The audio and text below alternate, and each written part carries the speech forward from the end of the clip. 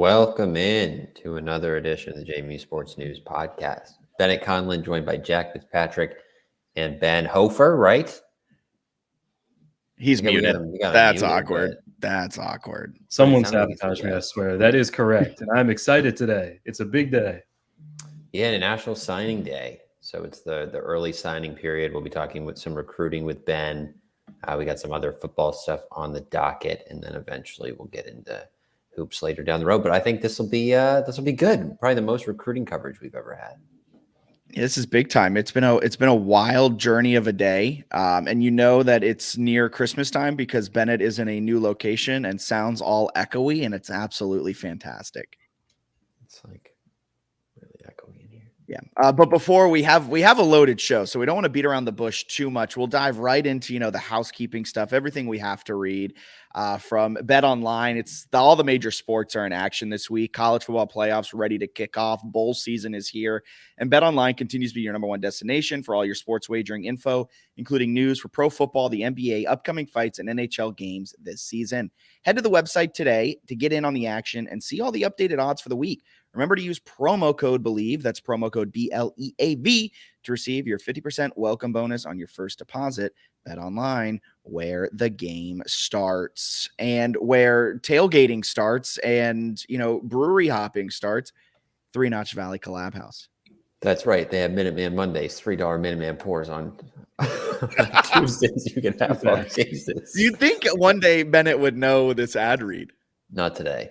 And First Tap Friday, of course, on Friday. So we're excited to be working with Three Notch again this year. Best beer in Virginia, many people are saying. Yeah, Three Notch is a great time. And our friends over at Christopher William Jewelers, some are saying it's both glamorous and laid back.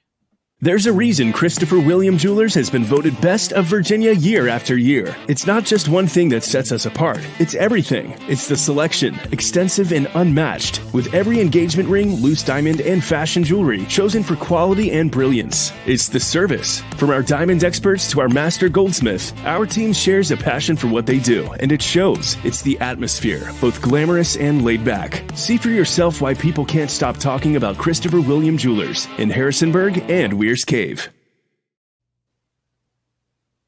Yeah, so we have a big one, a big episode. We have KJ Flo of JMU recruit just committed today, scheduled to come on. We have JC Evans as well coming on, a quarterback from Miami, kind of a surprise recruit today. A flip. We saw a few flips today. KJ Flo was not a flip. He's a safety out of Charlotte, North Carolina. He has been part of that class for quite some time now, and his impact on JMU will be big. KJ, how are you doing on this Wednesday? How y'all doing? I'm doing good. Thanks for having me. Yeah, thank you for taking the time out of what I imagine has been a fun day for you, a whirlwind of a day for you. Can you take us through why JMU in the first place? The real question is why not JMU? The fan base is crazy. The coaches, the environment, and it's a winning program. I trust in Coach Chesney. I trusted Byrne, and I'm ready to go up there and win some ball. That's awesome. I was curious for your process with the coaching change. Obviously, you can under Signetti have that change. What was it like getting to know Chesney and I guess the uncertainty of that process in the last few weeks? The process was good. It was a rough process at first because he had to get in. He had to meet the team that was already there and everything. So it was a little shaky at first, but I waited out. I trusted it. Like I said, we win and we got good coaches. So I like Coach Chesney. He's a winner. So ready to win some ball. Can you just kind of introduce yourself to JMU Nation a little bit? I know a lot of people love you on Twitter. A lot of people like that you engage a lot with the fan base and everything. But just kind of, so you're a DB safety commit. Just kind of tell us, you were at one point committed to West Virginia. Just kind of tell us what kind of player you are and what you're going to bring to JMU. All right, so I know it says safety, I'm committed as a safety, but I'm a DB. I can play everywhere. I'm interchangeable. I can play anywhere in the back end, nickel, safety, corner. I think that's what makes me so good. And I'm vocal, so I'm a team player. I get people lined up. So, yeah.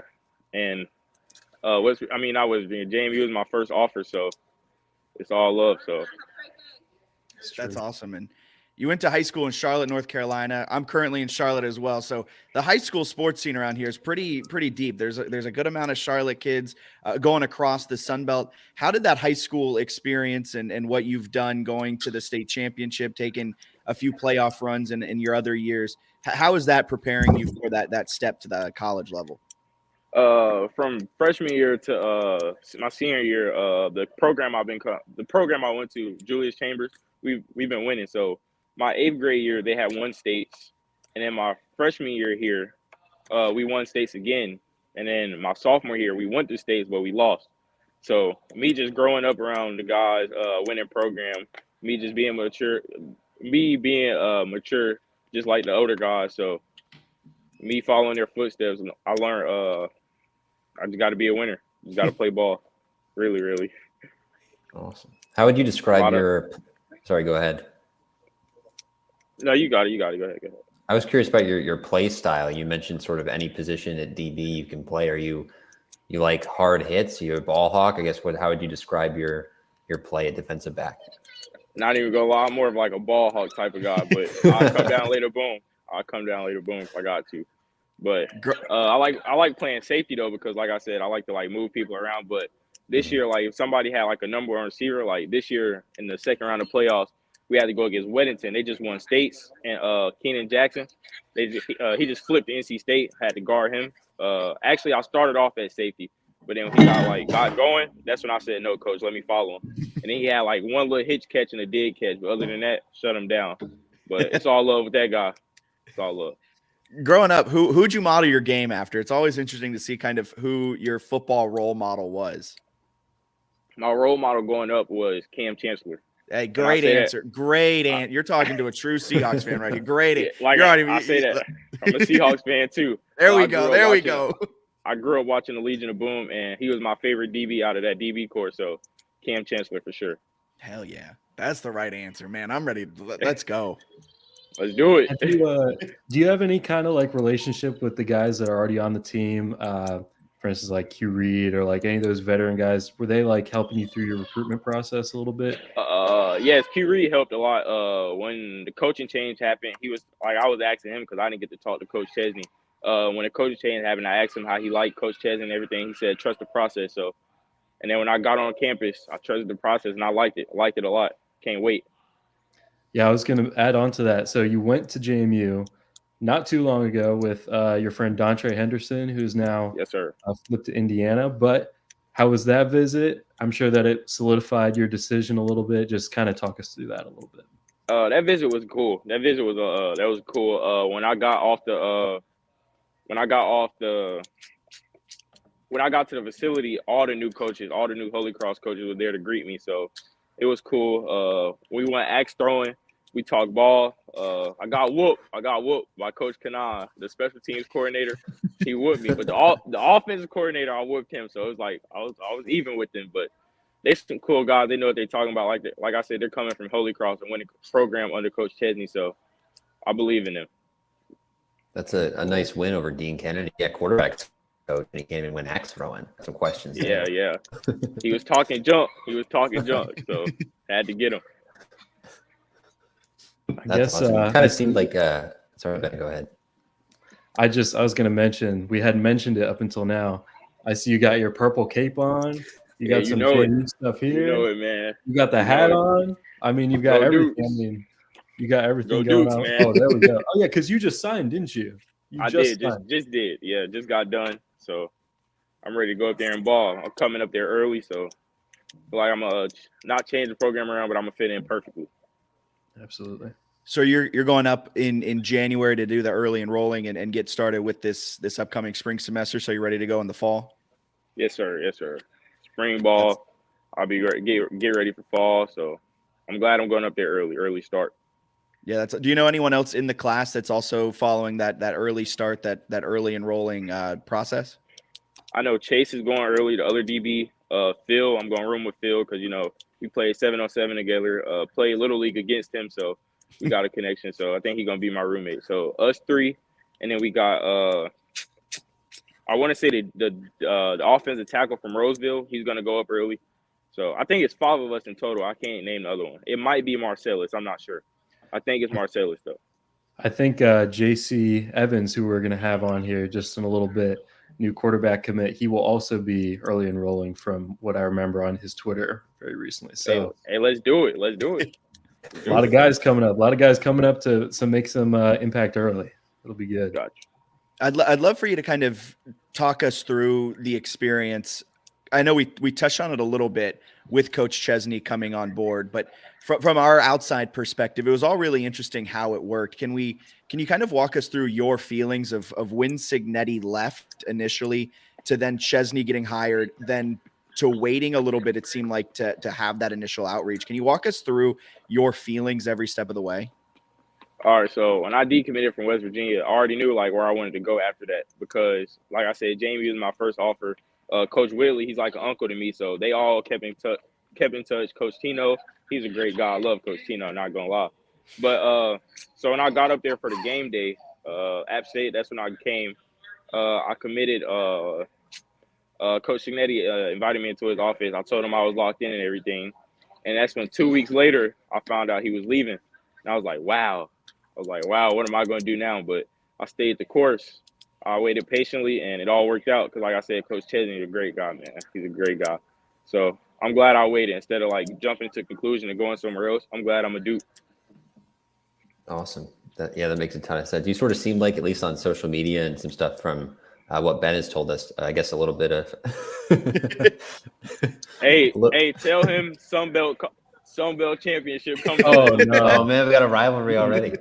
Man, it is running deep. Man, That's hilarious. I'm trying to tell him. But it seems like you sort of stood out, I guess, as sort of a leader in the class in terms of communicating with other players and some guys wanting to stay locked into. What's that like? Is that sort of a natural process for you to just be a vocal leader with some of your fellow commits, even if you didn't know them? Oh, yeah, yes, sir. So, like I said, I'm a leader on the field and off. When I found out that they were leaving, I texted the guys, made sure like where their head was at. And when I saw everybody else leaving, I was like, nah, everybody can't go. So I'm glad Chase stayed. Like the class that we got coming in, hey, we're still gonna be a problem. Best believe. Hopefully y'all be beating Troy here sooner rather than later on the field and keep that Sunbelt Championship officially in Harrisonburg, because of course not officially in Harrisonburg yet. But KJ, enjoy the day. Thank you so much for taking some time and talking with us about your recruitment journey and signing that NLI here earlier today. Appreciate it. Thank y'all for having me. Go Dukes, man. Go Dukes. What a guy. Man, he won me over by saying that he's a Seahawks fan. That's over. That's big time. And we'll go from the defensive side of the ball. We'll head on over to the offensive side of the ball. We'll be bringing on JC Evans now, a recruit coming in from Miami, Florida. Quarterback position, a big time get for Coach Chesney and his staff. JC, how are you doing today? I'm good. How are you?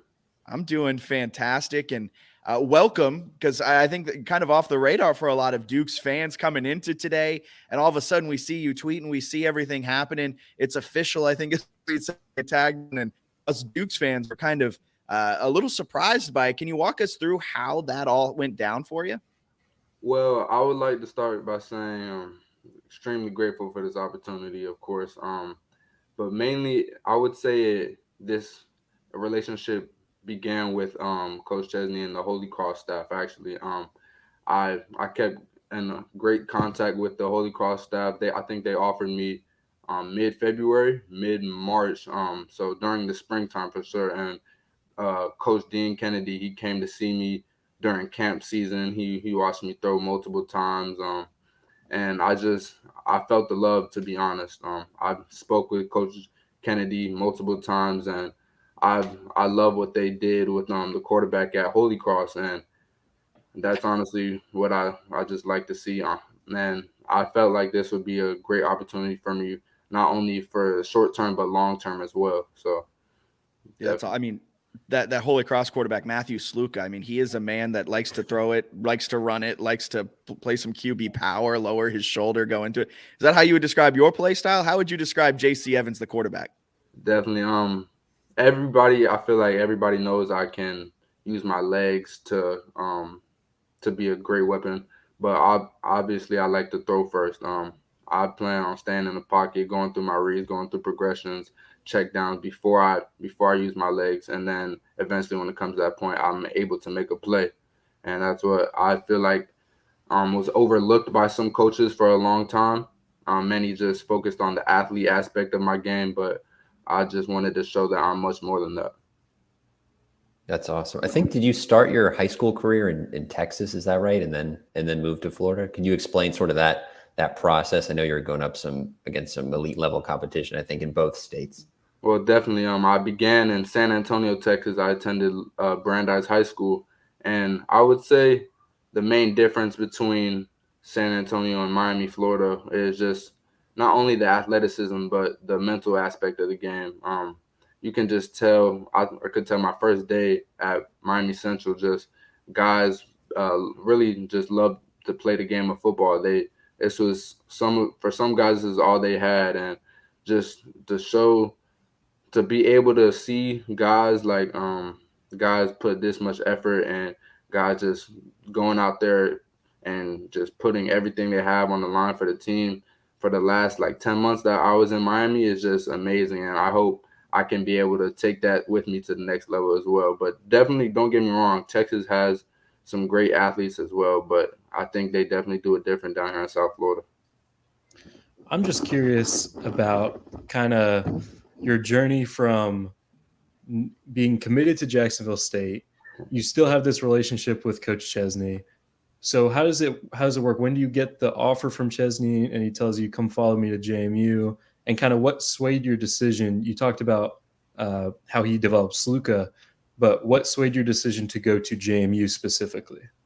Well, really just, like I said, the offense that they were able to seeing what they were able to do at Holy Cross, and just being able to, a great program like James Madison, I just see as a huge opportunity for me to display what I can do coming in, because I don't plan on sitting for a long time. I don't plan on redshirting, just waiting on the bench, waiting to my turn. I hope I can come in and compete for a spot from day one. So just being able to see what they were able to do at Holy Cross, and like you said, Matthew Sluka, great player, and just I hope I can, bring some of that to James Madison as well, and that is what I plan on doing. Absolutely. And you actually tweeted, I think, pretty earlier, that you signed. I saw that you posted some picture of you signing and that you were going to early enroll and come up in January. Just tell me, how excited are you for that? Are you excited to see the campus? Because you haven't been on campus, right? No, sir, not yet. Really excited. I would say it's moving kind of fast, to be honest, because high school just ended for me. Moved down here in February, and now I'm planning on going up to Virginia, actually. So it's moving fast, but I couldn't be more excited for it. I actually have a little experience up there. I lived in Maryland, Bethesda area for a while, so. That's where I'm at now. It's awesome. Yeah, so I attended school there as well for a little bit, and so I'm used to the cold, so I'm no problem with that. But couldn't be more excited, like I said. I was about to say, you're going from Texas to South Florida. You're going to be going into the Valley of Virginia. We might be on this podcast saying, I don't know if JC can he handle the 20-degree winds in Bridgeport Stadium, but the fact you're in Bethesda, Maryland, okay, you understand the chilliness a little bit. I wouldn't say it's necessarily freezing cold, but you got it down a bit. Definitely. It's definitely more cold than South Florida is. So I can imagine. JC, I was curious. You mentioned coaches kind of overlooking you as a passer specifically. I think you're 6'5" and run a 4.4, right? Right and around that range. Was it hard to kind of get into that quarterback spot where coaches took you seriously as a passer? And when did you sort of settle in on quarterback? Because I imagine, given your athleticism growing up, you probably played a bunch of positions. Well, really, I've always been the tallest kid on the team, but I've always played quarterback my whole life. Since flag football, and I was 4 years old. I've loved the position, to be honest with you. I would say, like I said, I've been overlooked by many coaches from my passing side, but I feel like this past season, with what I was able to showcase at Miami Central, I feel like just a small amount of what I can do. I showed a little bit of what I'm able to do and accomplish in the passing game as well. But yeah, like I said, I've been a quarterback all my life, and that is what I plan on staying. Absolutely. I guess just last question, kind of a softball question, but I'm sure that you've seen the love from the JMU fans. Just kind of what are you expecting out of them? Like, I mean, I'm sure they've been giving you a lot of love. Are you just excited to play for those guys? Definitely. I feel like this is a great fan base, and I really just can't wait to see more of it. Because like you said earlier, I haven't been up to campus, and I haven't been able to meet guys on the team or the culture. Actually, the James Madison culture, I haven't been able to experience that. So the fan base, I already know they're gonna show a bunch of love, and they, like you've seen all over Twitter. The guys hitting me up left and right saying, can't wait, excited. So I just can't wait to experience that James Madison culture. No, we love it. Hopefully your phone stops vibrating as much with all those Twitter notifications, those X notifications here you've probably been having the last few hours. We appreciate the time. Enjoy the day. And thank you so much for chatting with us about your journey to JMU. Definitely. Thank you for having me on. Thank you so much. Of course. JC Evans, quarterback from Miami, Florida, Miami Central, started his high school career out in San Antonio, Texas. A flip, was a Jacksonville State commit, ended up coming on over to JMU. Kind of a surprising one. Ben, you're a recruiting guru. Were you expecting, I mean, along with JC Evans, there's been a few other flips. Have you been expecting those flips throughout the day? Well, I've certainly started to expect them. I definitely expected them to flip some guys, get some new recruits in, but the caliber of guys that they're bringing in, they're very legit. JC, like he said, was recruited at Holy Cross, and so Holy Cross doesn't do a whole lot of like in-depth recruiting coverage, so it's kind of hard to figure out who they're recruiting specifically. So he definitely came out of nowhere. The guy from UConn, Ty Hopper, he just committed and signed. He was kind of all over the place a little bit too, because one day he decommitted, got an offer from JMU the same day, the next day recommitted to UConn, and now on signing day he flips and he is a JMU Duke. So yeah, it's definitely been, I did not expect this. I'm a Notre Dame fan, so I was used to it, but I didn't think JMU had it in them for this much chaos today, but I've been loving it. A lot of chaos. I feel like Chesney's doing a lot of work in silence here, where he's adding some guys, adding some offers without the players necessarily mentioning the offers. So much work in silence that I mean, Ben didn't even know about it. It was kind of insane. You can't be speaking on things you don't know, Ben. Man, geez Louise. Yeah, I mean, it's just been crazy though, because no one really. We heard about offers for some guys. I think Alex Green was one, and Jaden Brown. Those guys kind of went by the wayside. They stayed committed, or they, decided to go elsewhere. I forget exactly where they went, but yeah, I mean, these offers must have just been going out very quietly, but I'm glad they have been. So, and kind of also bolstering the offensive side, like adding Jace, adding Dylan Williams, who we'll talk about a little bit later as a wide receiver. Obviously, this is a very strong defensive class, so it's kind of good to be able to recoup some of the losses on the offensive side. Yeah, for sure. And it's been a class, a lot of defensive guys coming through, a lot of trench play on the offensive side. Who stands out from this class that you're most excited to see come, whether it's 2024, 2025, 2026, whatever it may be? Well, my guy, as you guys know, is Chase Regan. I love Chase's play. Just the fact that he is such a speedster kind of guy, 4.2, very much excites me. But I think that he can make an impact. I think we could see someone like KJ make an impact. I think we could see JC kind of make an impact, or at least push for something in his first year, like he said. And then Dylan Williams, I think he might be getting a little bit overlooked by JMU fans. He's got a quickness to him, but the main part about him is I like how tenacious he is. I was watching his film earlier today after he committed. There were like 4 or 5 different clips in a small huddle highlight tape where he just went up, mossed somebody, high pointed the ball, just beautiful play, toe tap catches. I mean, I think he's got kind of an it factor if there's one player in the class that kind of has it, I think that he's that guy. He's 6'1", 185. So we'll see what we can develop him into. But yeah, I'd say those 3 or 4 guys specifically. That's awesome. Question for you. They've obviously got a different group than they had previously with a handful of guys going to Indiana. Is it just a different class? Do you think it's an equal class? Is it a little worse, but some good players? Like, how do you assess sort of they flipped some guys, they kept some guys, they lost some guys? How different is it than 2 weeks ago in your eyes? Yeah, well, you know what? We lost a very significant amount of players, and that was kind of what I was worried about. And I was more worried that we would lose this amount of players, but we wouldn't be able to flip or get enough quality players in this short amount of time. But thinking back on it now, it's kind of apparent to me that this might be kind of something to do with the portal, in that there's so many moving parts that kind of spots open up. People, it's really like down to the wire, even more so than in previous years. But yeah, I think that this class, because signing day is today, but Friday is the cutoff where recruits can sign in the early signing period. So I think there is a chance to get up there to where it was in terms of rankings, in terms of ratings, which, it means something, but it doesn't at the same time. So I just like the guys that we have. I think that we're going to get a few more, and we'll see how they can play on Saturdays at Bridgeforth.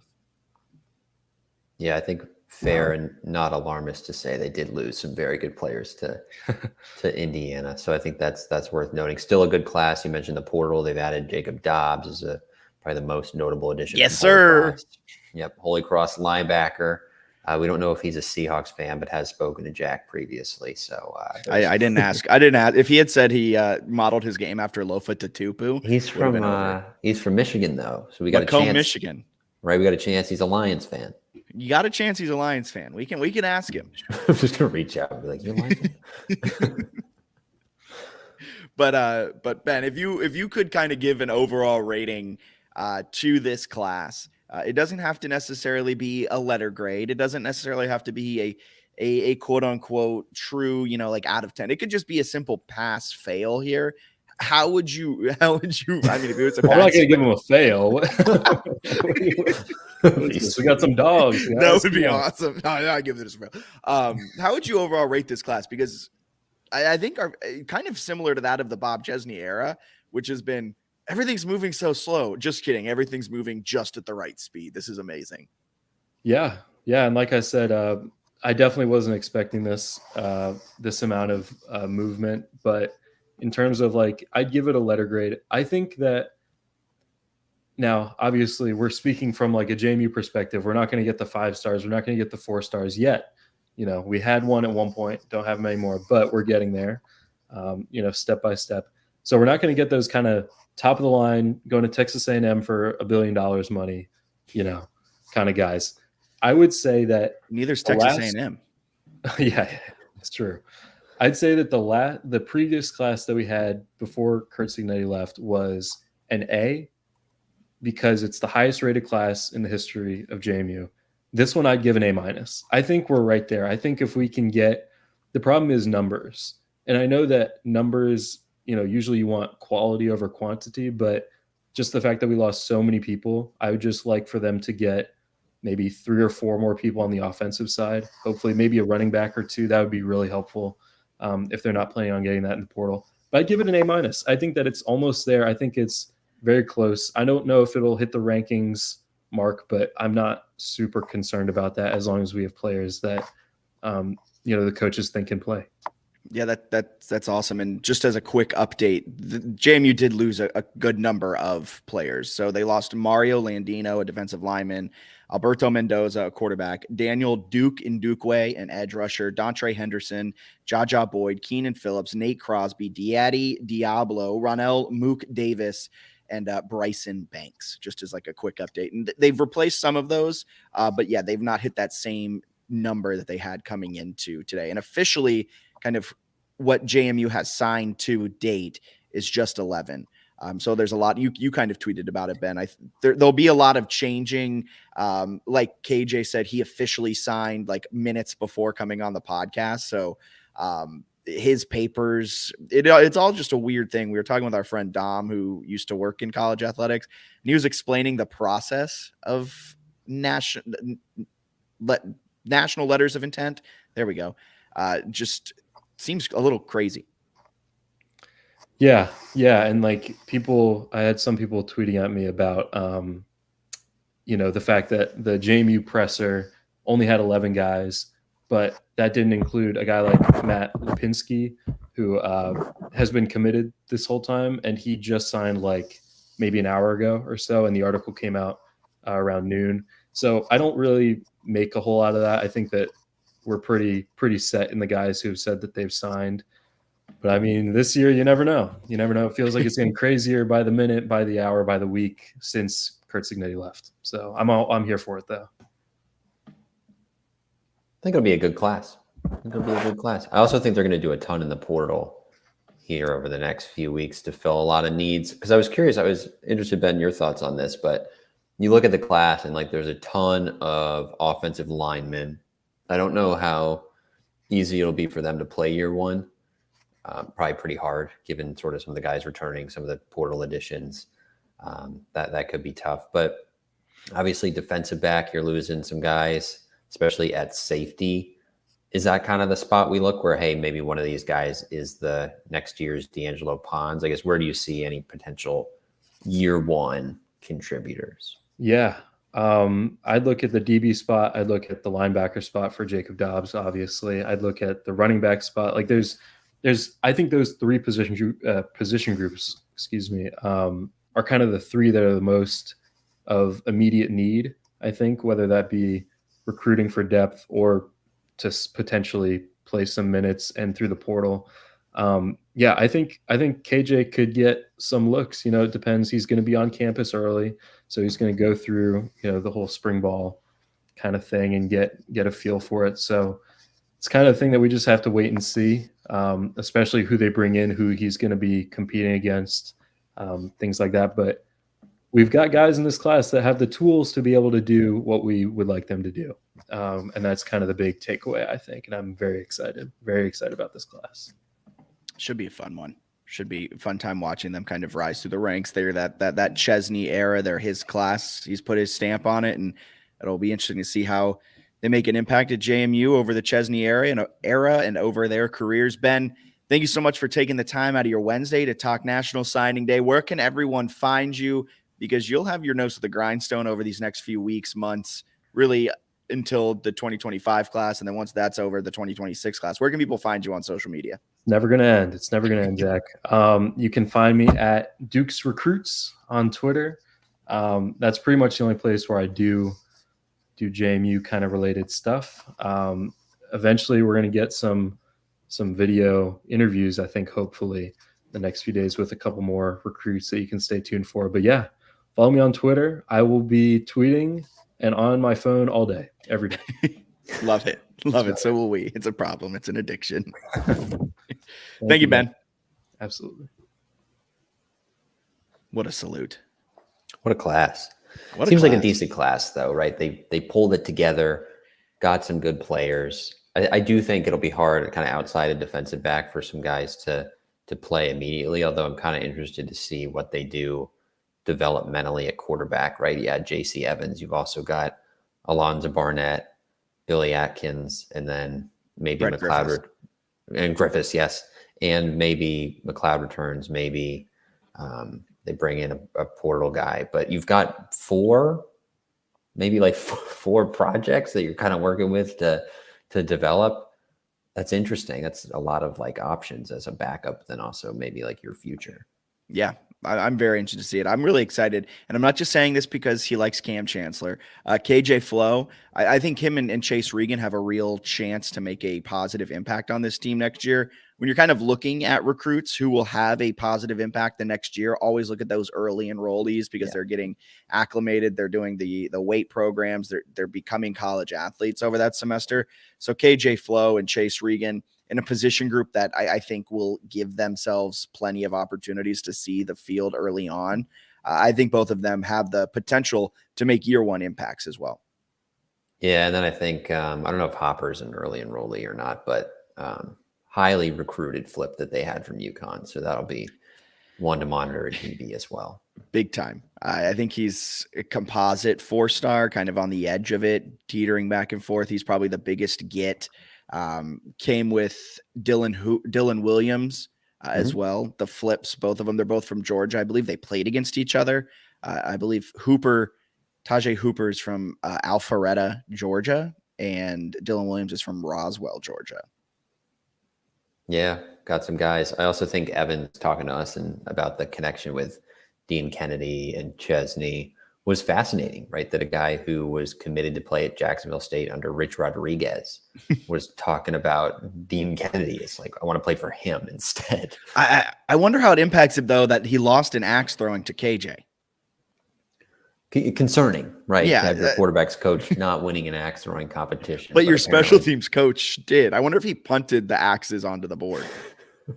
It's a great question. These are the hard-hitting questions at JMU Sports News. But so that's all the recruiting stuff. Let's take a quick look at the transfer portal. JMU's brought in, I believe, 3 official people through the portal. The main one being Jacob Dobbs, the linebacker from Holy Cross. Yeah, 432 career tackles. He's got over 40 career tackles for loss, 20 plus sacks. He was on the Athletics Freaks list in last year, which is just like athletic freaks. Runs like a sub 4.6. He's not just like a weirdo. Runs like a sub 4.6. Big bench, clean. Like all his lifts are super impressive. So he's fast, he's strong, makes a lot of tackles. Bob Chesney has called him the best teammate of all time. Feels like a massive pickup, right? I think he's a 2-time Patriot League Defensive Player of the Year.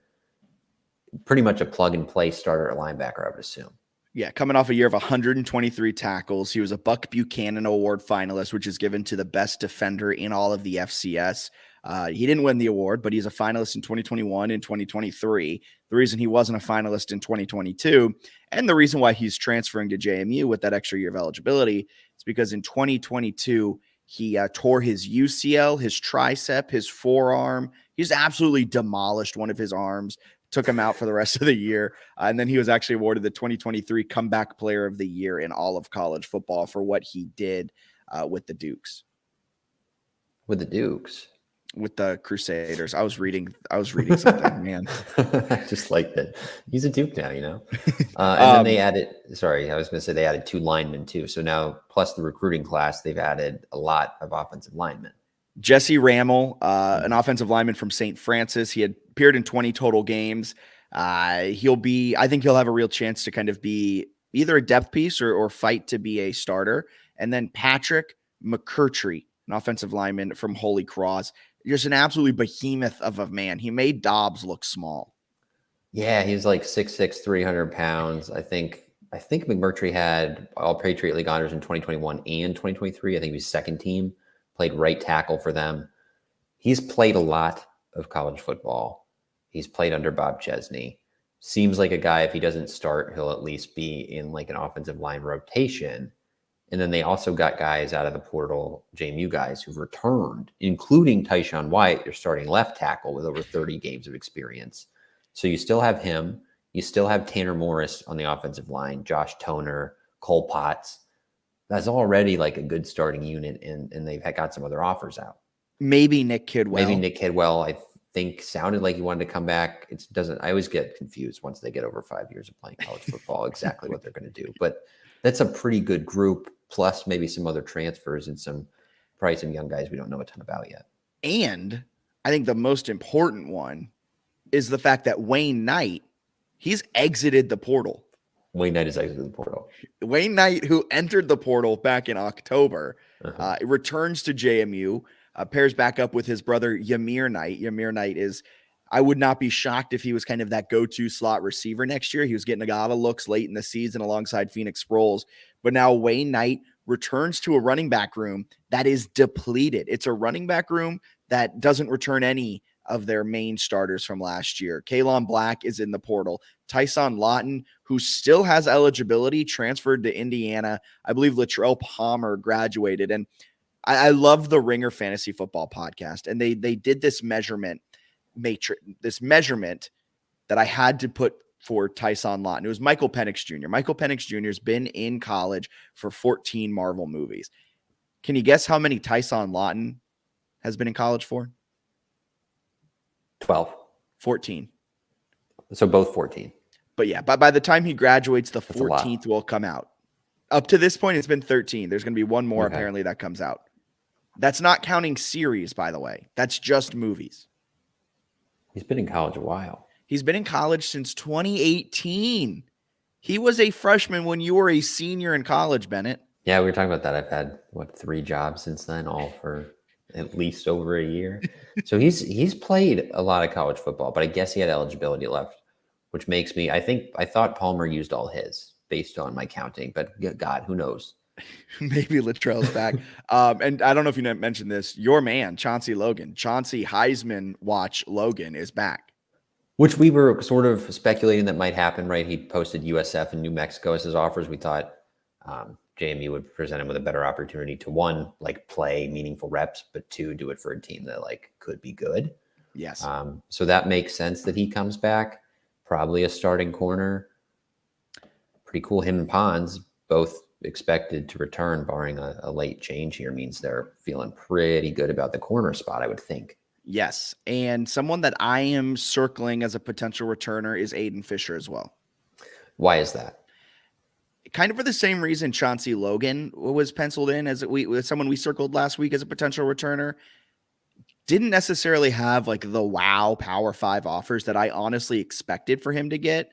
I think Cincinnati in the Big 12 was his biggest offer. Now, if Indiana's offering him, I think it's a different story, and I wouldn't be shocked if they are, but I think he comes back. I'm also reading way too much into this. I'm reading the No, I think you're right. I think you're right on this part. Okay, so who has it been? Chauncey Logan, Tyshawn Wyatt, and Aiden Fisher. Did Tyshawn tweet that too? They both, yes, all 3 of them. Okay, so they all tweeted before they announced they were returning to JMU. My recruitment is closed. My decision has been made. Like something very similar. And I think they all retweeted each other when it happened. Really, Aiden's coming back.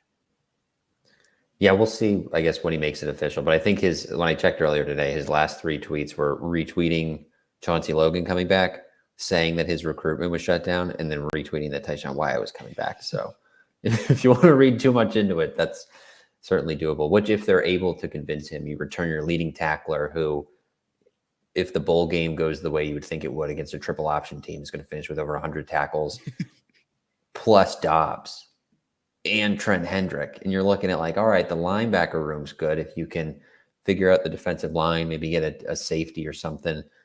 Defense is pretty loaded.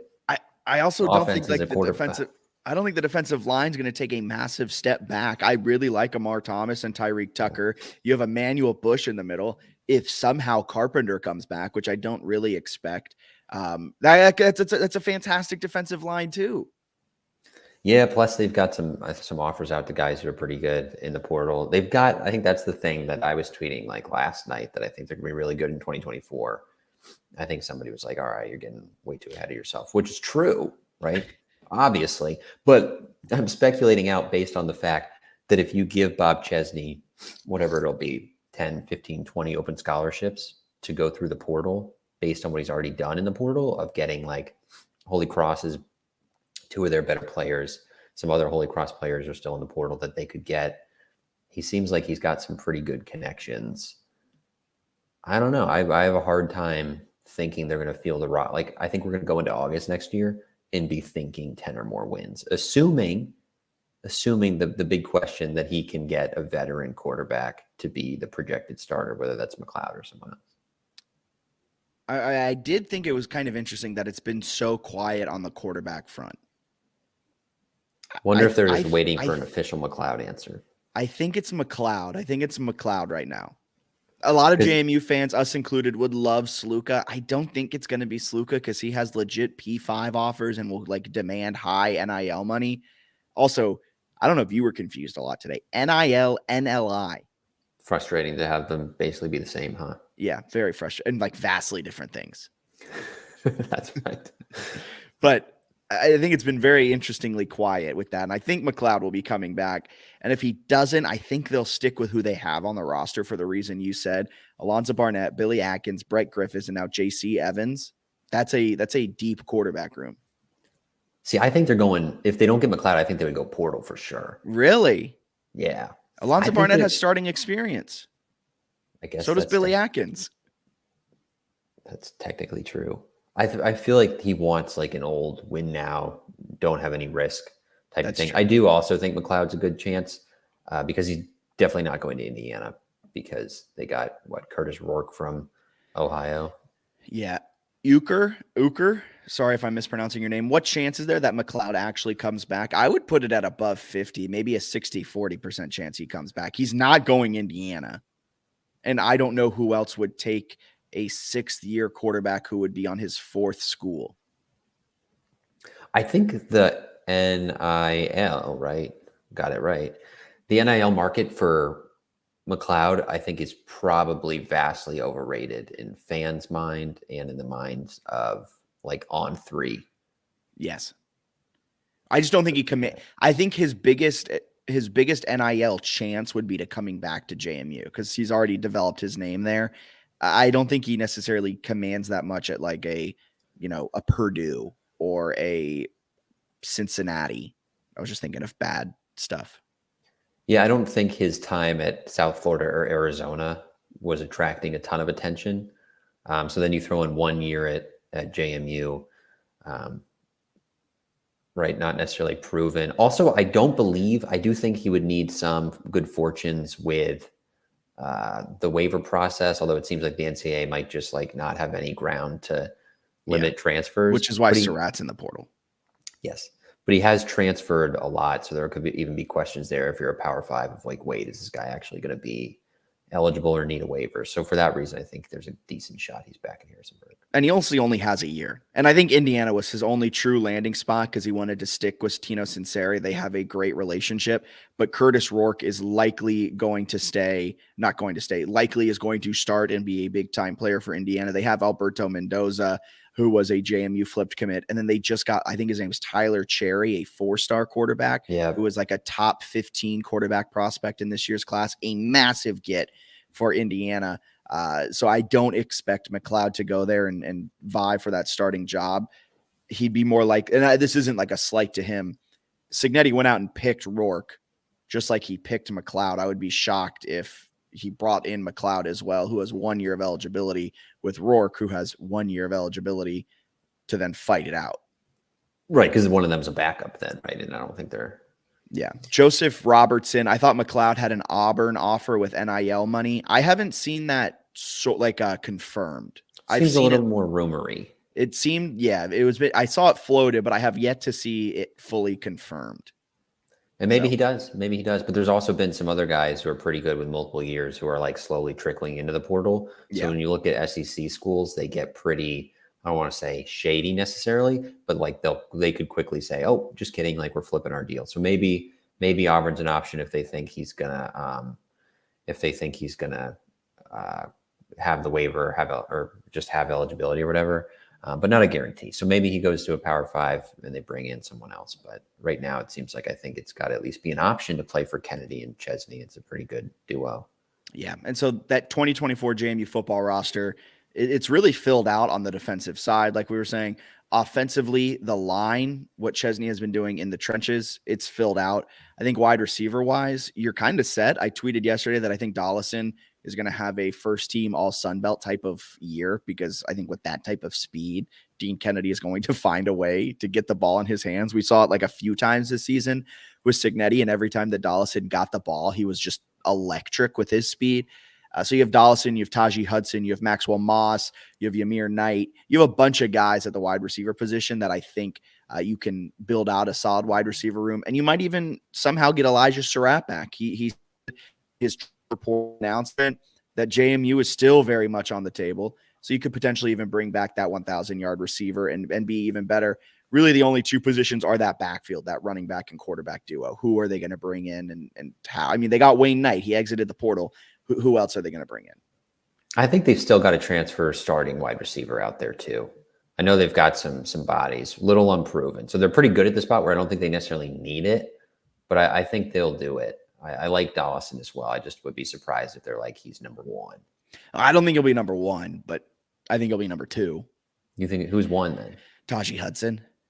I think, yeah, see, that's why I think they'll bring in some, like, they're just not really, they're not proven. That's true. I mean, neither was Elijah Surratt. He had 700 yards and 40 plus catches. Yeah, it's St. Francis. Yeah, but he was a pretty good player. So they could certainly develop. They have the guys to do it. I still think they'll bring in at least one. And then the tight end spot, Zach Horton, he hasn't announced anything. He's been very quiet in everything he's been doing, so not entirely sure what he'll do. Good offers, though. He has very good offers. I think he's gone, but I don't think that's necessarily a huge blow because you got Kai Wright and Taylor Thompson. Those are pretty good players. I think Thompson getting involved in the passing game would be fun to see. That's what we've been saying all season, man. I know. I love Taylor Thompson. Running back's a pretty giant hole, though. Massive hole. I mean, granted, never mind. I won't be rude to the running backs. It's a massive hole. Massive.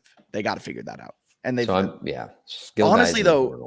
honestly though, with the amount of impact and like focus they're putting on the trenches and that offensive line, you might be able to put me back there and I might be able to just fall forward for 2 yards a pop. And based on some reports, it sounds like Robo's coming back to be the offensive line coach, which I think is solid. Yes, that's awesome. I'm really glad that Robo is maintaining with this staff. Yeah. Be nice to get some official word here on the staff soon with all of them. I think just out of curiosity, I know I saw like Bronco Mendenhall got hired at a very similar time to Chesney and announced like his full 14-member staff. And I was like, what? So that'd be nice to see. I think there's a lot of waiting with the current staff that they want to finish out the bowl and then they'll figure out where they go. So they don't want to like announce it and be like, oh, you're coaching this game and you don't have a job afterwards. Yeah. That would be kind of rude. So we'll see. That brings us from all of that and talk about the roster looking ahead to next year. Let's put the focus on 2023. Dan Miller, who's the 2024 running back? I don't think the starting running back is on the roster right now. I think he will be added here very shortly. So that brings us to news or snooze presented by Christopher William Jewelers. Bennett, he'll give me 3 quotes. I'll decide if they're newsworthy or snoozeworthy, but a little bit of a curveball today. They're not only quotes. Some of them are just general storylines. Bennett, hit me with the first one. Tried to mix it up across sports today as we're getting to crossover season. So the first one, men's basketball, asked them this morning. They're coming off a 39-point win over Coppin State, and this is a gritty 1-12 Coppin team. Will not. Did you see how? Did you watch the game at all? I watched a little bit. That's one of the worst basketball teams I've seen. Like, why? I think they turned it over 25 plus times. 30. So 25 plus. 30 turnovers. There were so many times that they'd be in the backcourt, and I don't mean to make fun of them. They're in a rebuilding year under their first year head coach. They were dribbling in the backcourt, and they would just fall. I mean, they had, what did they have? They finished with. Okay, that's sad. I don't even know. It's not even worth saying. But they had 30. Say it. Okay. They had 30 made shots, including individual free throws. That's the same number of turnovers that they had. You should have said that. Yeah, that's tough. So anyway, the quote or the statement I have here is that JMU is up to number 60 in KenPom's, the highest they've ever been rated. Going into a game. News or snooze, top 60. Newsworthy, baby. I can't believe KenPom is undervaluing them so much. I mean, this is a top 20 team in the AP top 25. Why does KenPom not reflect that? This is just an absolute joke. We need to go talk to KenPom Roy. No, I'm kidding. Absolutely fantastic that they're top 60 in KenPom. They're the top team in the Sun Belt. They've been dominating teams offensively and defensively. And if they continue to win, continue what they need to do, they should continue rising up that KenPom rating. Well said. Okay, number 2, Heaven Bristow. We said that the waivers, right? Bye waivers. Talked about that last time. They're playing her this year. She says, I'm not waiting. I'm playing this year. Put me in, coach. She's a baller. what's your thought on Bristow immediately eligible? They got kind of smoked today by Maryland, and she had a rough showing, but she was good against Maine. There needs to be a little bit of a breakdown behind that. And I was going to save it for the JMU women's basketball segment, but we can talk about it now. They got stranded in Maine for the last 3 days. They didn't get back to Harrisonburg until yesterday. And then they went from Harrisonburg to College Park because of everything, I guess. Who knew that going to Orono, Maine was hard to get out of? But it's what she did against Maine was a huge positive impact on that team. In 17 minutes, I believe she had 7 rebounds, 5 defensive, 2 offensive. She had a few points, was quick, was decisive, was exactly what JMU needed. And I'm really excited about what her impact is throughout Sunbelt play, because I think she will be a extremely important piece in Sunbelt play. And I'm chalking up that Maryland game as being tired. You were in an airport for 72 hours. I can't imagine they stayed in the airport the whole time. They didn't. Look, I'm trying to get a little bit of extra juice for my take, all right? We're in the airport for 72 hours. It's like a Home Alone situation. What an incredible story. He was not in the airport. Have you even seen Home Alone? Yeah, but I could see that. No. Have you even seen Home Alone? I could see that being a sequel, like where he's in the airport, they leave him in the airport. Well, joke's on you. There's already a sequel. And he's lost. You know what I mean? Like a spin-off of the previous ones. Home Alone 3 is a travesty, terrible. And Home Alone 4. There's a 4th. I think there's a 5th too. Well, the first 2 are phenomenal. Yeah, absolutely. Which do you prefer, the first or the second? I kind of like the second one. I agree. I think the second one's better. And I think having Bristow is great too. News. Okay. The last one's the best one. It's not even close. So I don't know if you saw, but Curt Cignetti tweeted a photo of his desk, which includes I saw this. Don't subtweet me on the podcast too. Oh, I forgot. Yeah.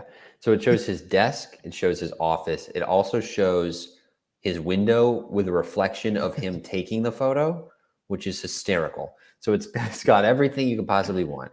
On his desk is like a note that says, "Let's go get players!" ! And players is underlined, which is right. He's obviously playing to his base, because realistically, a head coach doesn't need a note to remind him, like during the portal era, that like you should be recruiting. But he's got that. He's also got a JMU notebook, and then like another JMU notebook off to the side. And JMU fans were absolutely pissed. But Curt Cignetti has a quote about this. He was asked, or he wasn't directly asked. He was asked about like JMU players and went on a really long answer during Indiana's press conference today.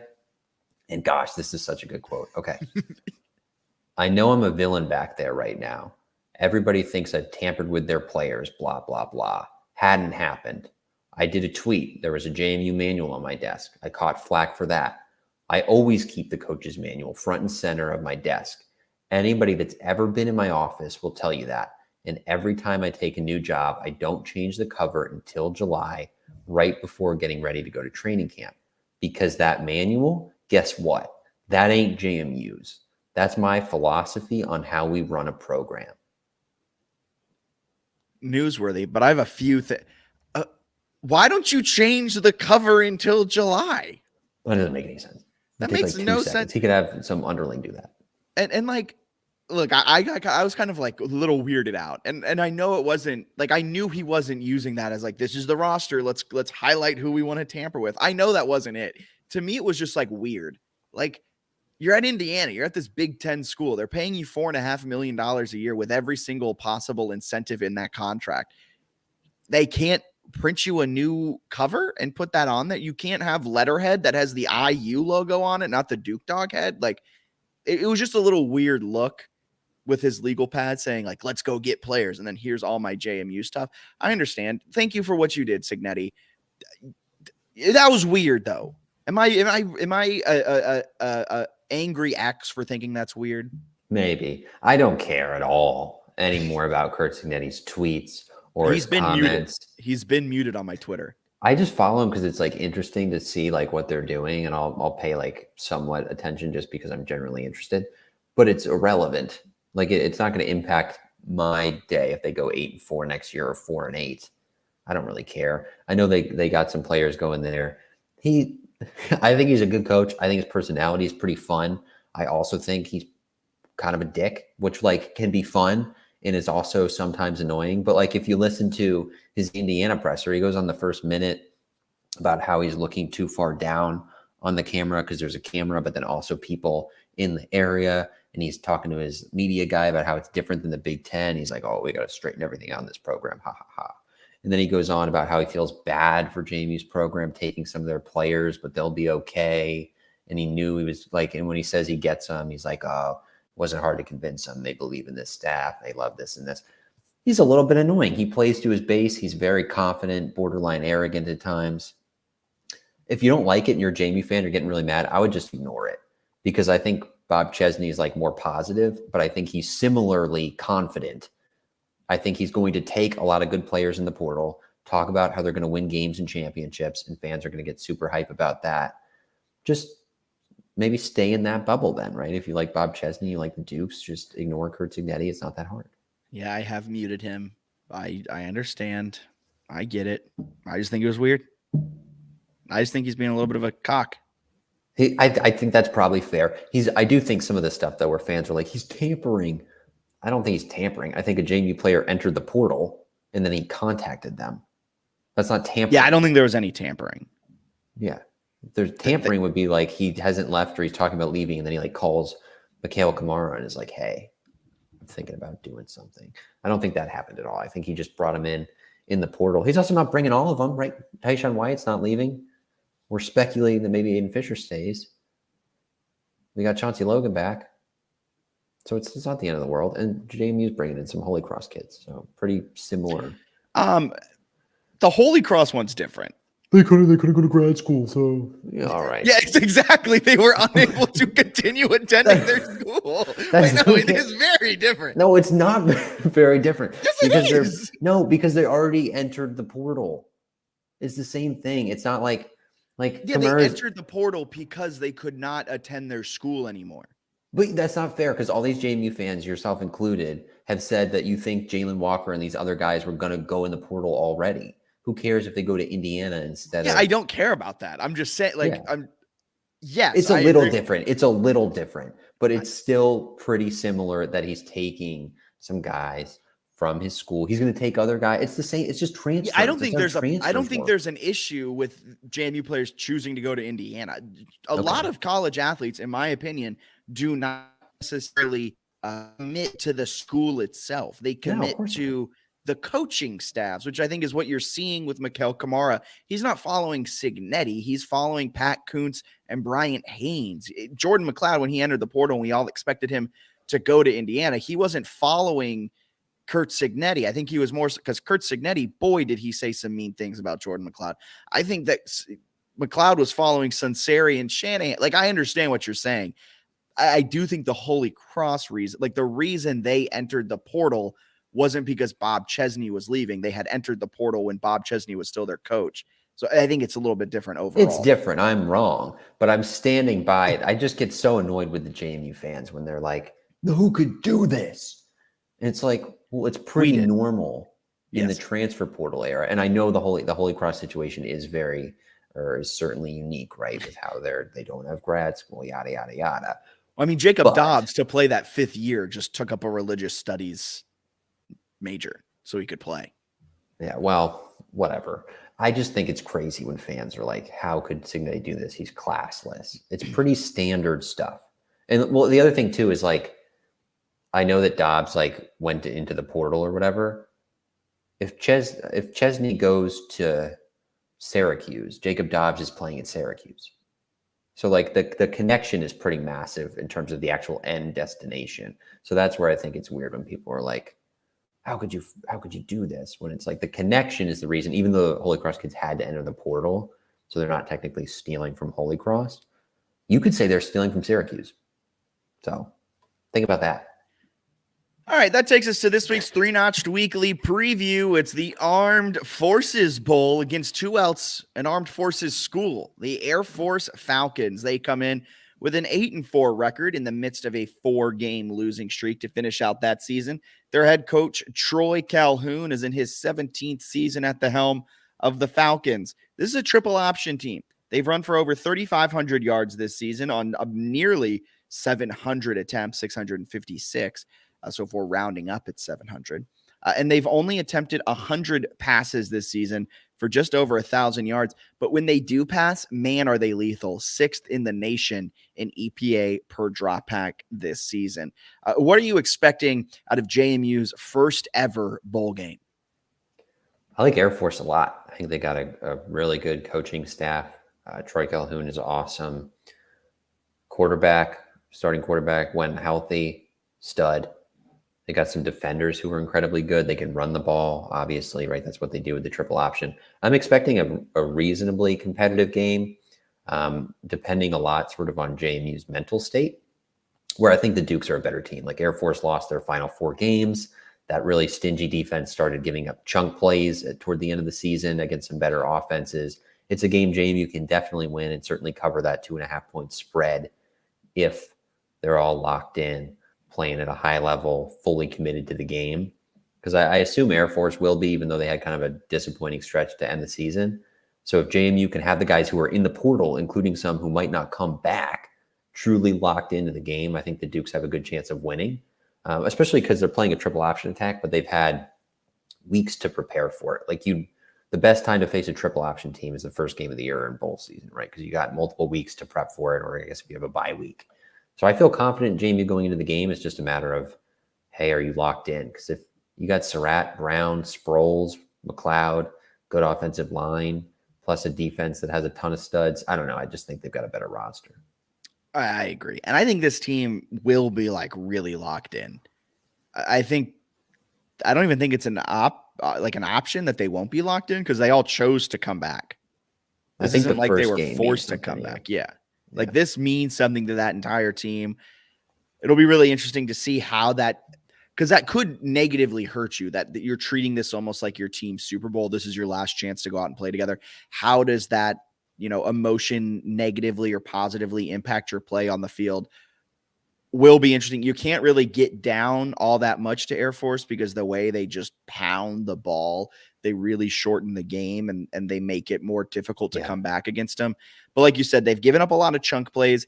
They still have one of the better secondaries JMU is going to face all season. So this is the 3rd game in a row where JMU is facing a really good secondary, but a really bad rushing defense. So can McLeod take advantage of that? Can Kalon Black? Can Latrell Palmer? Can they finally find that rhythm? Tyson Lawton is still slated to play. That may change in the next few hours. He did travel with the team, but he hasn't been one of the people that won't be playing. That's just Mikel Kamara and Carter Miller. But I think that McLeod should be able to connect with Elijah Surratt and Reggie Brown and have another huge game like they did against Coastal. Here's a question for you. Do you think guys in the portal who haven't committed are committed and haven't said? Or do you think this is like P5 audition time? I think most everyone in the portal has figured out what their next steps are. Maybe not everyone, but I don't think this is being treated as an audition. I think a lot of them kind of know what their next steps are. Here's a question. Do you think Wayne Knight is playing in this game? No. I was thinking about that because he entered in October, so I think he left the team temporarily. Yes. But he's coming back, so he just got a couple weeks where he's fresh, a couple months, I guess. He should be fresh. Yeah, big time. So that's our 3-notched weekly preview. What's your score prediction? We haven't done one of these in a while. JMU 28, Air Force 17. JMU 45, Air Force 14. Talking about how it's like hard to blow them out, limited possessions with the run. You're like, okay, I think they're putting up near 50. Look, it's the last one. Go big or go home, baby. That's how we do it. I like that. So we have a listener question on football before we head on over to basketball, and then we have a men's basketball question. But Alex 092975 birthday asked a couple questions, and I'm going to rapid fire them to you. Ready? Who has been your biggest surprise recruit?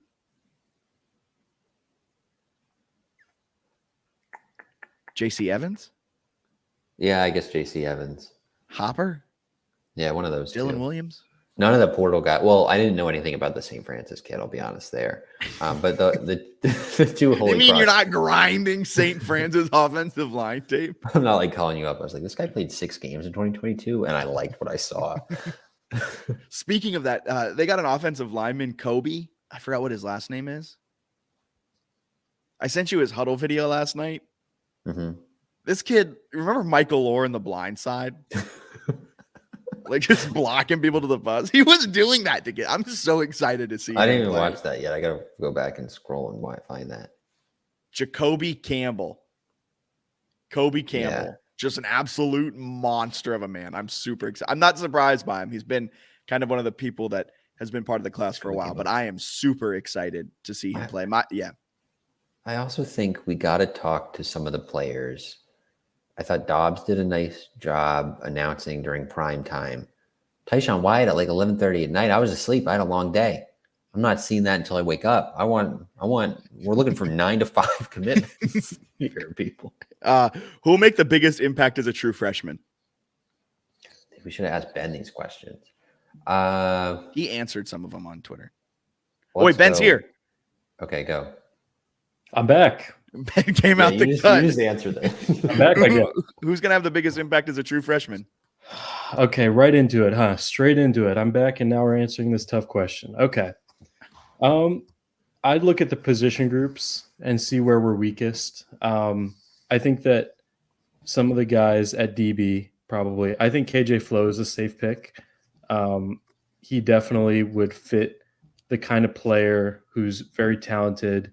He's very mature, as we saw in that interview, that he could kind of potentially fill the shoes of some of the guys that are leaving. So that's who I'd say. I pick KJ Flo. I picked Chase Regan. Wow. For the same reason. We couldn't go clean sweep with KJ Flo. You both stole my quote unquote flow. He's a Camp Chancellor Seattle Seahawks fan. He grew up watching the Legion of Boom. I mean, that's Earl Thomas, Richard Sherman, Byron Maxwell was Brandon Browner, but he was arrested for murder. So let's not include him. But that Legion of Boom was electric. So I think KJ Flo is going to be fantastic. And I think Whole defensive new meaning to boom.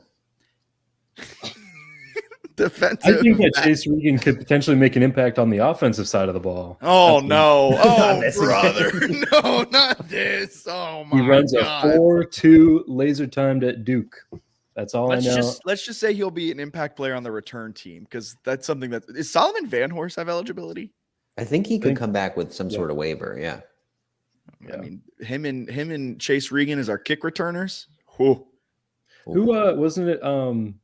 It was a freshman this year, wasn't it? That was DJ Barksdale, who's a defensive I didn't back. think he did do too bad. He's got some quickness, but You could put all three. You could just do like an all returner, like no blocker thing, like 11 speedsters back there, and they just sort of scatter like spiders. I want to see Chesney do the thing where one guy lays down on the field and one guy stands up, and then the guy stands up, catches the ball, takes off. I want that every single kickoff. I want to see the two punt returners, when they have it and there's the one that decoys the catch and the whole defense runs to him. That'd be nice. But and then there was one more question. Which incoming transfer portal player will make the biggest impact? I think we all can agree on this one. Well, I'll say it on 3. Ready? 1, 2, 3. Okay, no. Jacob Dobbs. I was close. Who'd you say, Ben? I said Malachi Nelson, the transfer from USC, the quarterback. He's 100,000% coming to JMU. No, it's Jacob Dobbs. Jacob Dobbs. Yeah, you had me going there. I was like, what'd you say, Ben? I said Jesse Ramel, our St. Francis guy who's been grinding tape. But Dobbs out of the 3 so far. But TBD, come back with that question in like 3 weeks. Might have a different answer. Might be Matthew Sluka. That's right. This is true. Thank you, Ben, for jumping back on. Thanks, guys. What just Thank coming goodness. out the cut. I love that. All right, so you want to switch gears on over to the hardwood? Yes. JMU men's basketball, a perfect 11-0 this season. Yo, this schedule sucks. Let it out. I know you've had a rant built up in you in the last few days. Just let it out. It was pretty fun to start the year. I'm not gonna lie to you. Michigan State, Kent State, they played Radford, which is not a bad team. Southern Illinois, they had like good tests, competitive games. The last games they played, the last 5 games. Buffalo 333 in Ken Palm. Keystone, not a Division I team. Old Dominion 230th. Hampton 317. Coppin State 361. Then they play Morgan State on Friday 345, and then they go into conference play. And I just wish they had played a few teams And I know all the reasons why they didn't. I just wish they had played some better teams here coming down the stretch because they're very good. And it seems like a colossal waste of time, respectfully, for that team to play Coppin State in a basketball game. Can you walk us through the reasons why they had such a bad non-conference schedule? I think it's hard against, so Power Fives, not a ton of them want to play you because it's a potential loss. The issue, okay, so basically the issue with any conference or any team in a good conference that doesn't want to play them is that it's a potential loss, but not guaranteed that it's going to show up like a good loss on your resume. So if you're going to play like a Sunbelt team, you prefer to play like Georgia Southern, which just sucks, beat them by like 50. Because that if you cover the spread in these games against bad teams, you're actually going to move like up in KenPom in the net and stuff, right? Like JMU played Coppin State and they jumped 8 spots forward in KenPom because they covered the 28-point spread with ease. So you can beat the crap out of one of these teams and move up. And that's more beneficial than like, say, last year's JMU team that finishes like fringe top 100. If you host them and even if you lose to them, it's going to hurt you. And then the same is true for like an A10 team. Like you're trying to get games that are quad 1, quad 2. JMU, you're not sure if they're definitely going to be in one of those quads. So then it becomes hard to schedule. You're just trying to fill games. You're going to play some teams that you can just beat up on or that'll play you in a general vicinity. And then in the case of this season, you'll play ODU as a non-conference game. Right. And then like they play Morgan State on Friday. They do that. My understanding is they do that solely to be near BWI. That's what they did last year with Coppin State. So you play the game, put your players on a plane, they go home for Christmas. Fine. But the other ones, nobody's flying after the Coppin State game this year. Well, I guess you had to bring them back, right? Because you played at Coppin State. And you're not going to only play at Coppin State for their proximity to an airport. But at the same time, like, oh my God, they're bad. If only JMU was located near a regional airport that flew consistently to like Charlotte and other hubs. Oh, wait. Probably easier to go direct. I don't know. That probably is. I was just giving. I don't know where everybody lives. Yeah, it's a bummer. We had a question from Kyle Helmick. Men's basketball, what's the concern level on Terrence Edwards' lack of production recently? Byington said he thought Edwards was worn down. Terrence Edwards has a lot of minutes in his legs so far this season, leads the team with 30 minutes per game, but he did drop 16 points against Coppin State. He started a little slow, but heated up as the game went on, finished 4 of 11, 7 of 8 from the free throw line, 1 of 5 from behind the arc. Are you hitting the panic button on Terrence Edwards right now, or is it just kind of that time of the year? I think he'll be fine. He's very good at basketball. Yeah. They play a bad Morgan State team on Friday. No real reason to play him over 25 minutes, I wouldn't think. And then you have 8 days off until your next game, and he'll have some time to just not practice because I assume they'll be home for the holidays. So if he's worn down, he should be fresh pretty soon after. Over the last 4 games, he's played 21 minutes, 30 minutes, 22 minutes, 26 minutes. Also, probably worth noting that sometimes Byington just kind of says stuff. Yeah. So he has like there've been some press conferences over the years where he just sort of like says something and it doesn't check out or make any sense. So there's a chance that he's just like, I don't know. He's a little worn down. But you'd think that, limiting the minutes a little bit, he should get fresh soon. Yeah. Looking ahead, is App State still their only real competition remaining on the schedule? I mean, you could always lose an upset game, man, but the Sun Belt just stinks. So I would say yes. March prediction. Are they going to make the tournament? And if so, what's their seed? Because I saw recently the most recent bracketology had them at like a 6 seed. I saw that somewhere. I saw that. Another one had them as like an 11. That seems more accurate. Maybe I could see them. It depends how many games they win, of course. But I could see. Yeah, of course. I could see. Well, I mean, like if they lose like 2 games, it's going to hurt their seeding because the schedule's so bad. Can they lose 2 games and still be an at-large? That's actually a fair question. It probably depends on who the 2 are. So say you lose both of your games to App State. And then you don't have any App State wins. Oh, that's a good point. So, okay. So say you beat App State both times and then you lose. So Louisiana is like the 3rd best team in the Sun Belt. Say you beat Louisiana and lose to Louisiana once and then maybe lose to like the fourth best team in the Sun Belt right now. Let's call that Southern Miss. And then you lose in the championship game, or you lose. Sorry, I'm all over the place. You lose to Louisiana once at Louisiana. Then you lose in the Sun Belt championship game. Can you make it as an at-large? I think so. Okay. But you might like sweat. I just think they're going to have enough go their way where like Michigan State beat Baylor by 24 the other day. I think that one will end up looking good enough. Yeah. I think Kent State, Southern Illinois look like decent teams. You're going to have just enough there, I think. Yes, this is a good point. Alex, I'm so sorry, Alex. Salomonsky. They also get another MAC game in February, Toledo, Akron, or Kent State again. They do it by net, so they're going to play a good MAC team. So that's another opportunity for a quality win. Thank you for adding that. That's big time. At JMU, right? Yeah, because they played at Kent State and pulled off that miracle. 5 points in 3 seconds was absolutely electric. So, yeah, that's about men's basketball right now. It is the best start in program history, and for all intents and purposes, they're going to beat Morgan State and move to 12-0 and make it even better in program history. That's right. I think their next loss, if it's a loss, is January 13th against App State. I'll say something. I don't think they're losing. All right.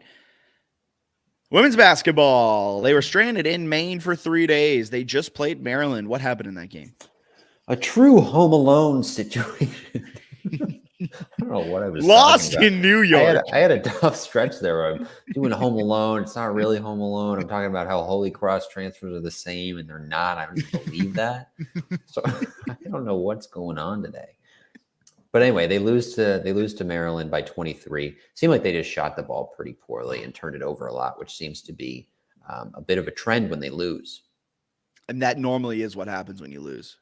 You score less than the other team. You're not going to shoot it well. But like when they lose, like they really shoot it bad and they really turn it over.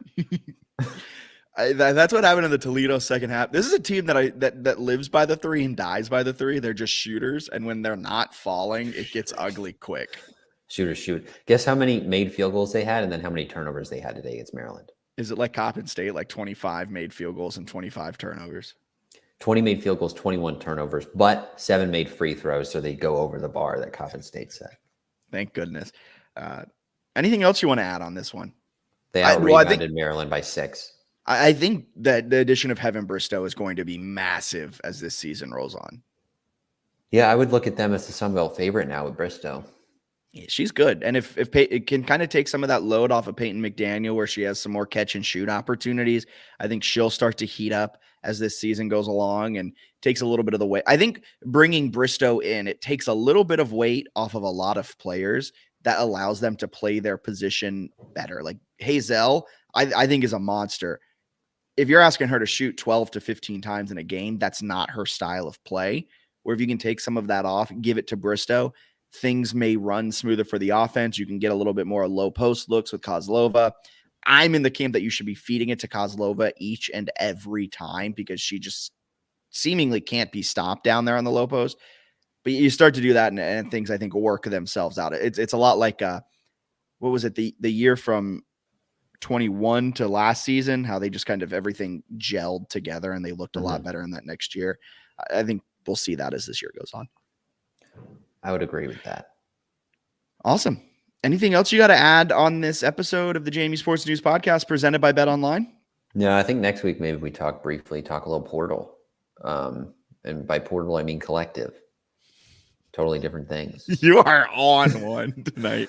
But I think we had a call, not of like recorded call, but a call where we got some good info from Cliff Wood of the Montpelier Collective. And then I think we can share some of that, explain some of that. If you have collective questions, we can get into those. And I imagine we'll have lots of portal updates as we get into then conference play for basketball. Yeah, sounds great. And Bennett, tell your dad happy birthday. I will. For Bennett Conlon, my name is Jack Fitzpatrick. Y'all have a wonderful rest of your day. This has been the JMU Sports News Podcast presented by Bet Online. Be sure to like, subscribe, favorite, whatever you do, wherever you're listening. We'll talk to you next week. Merry Christmas.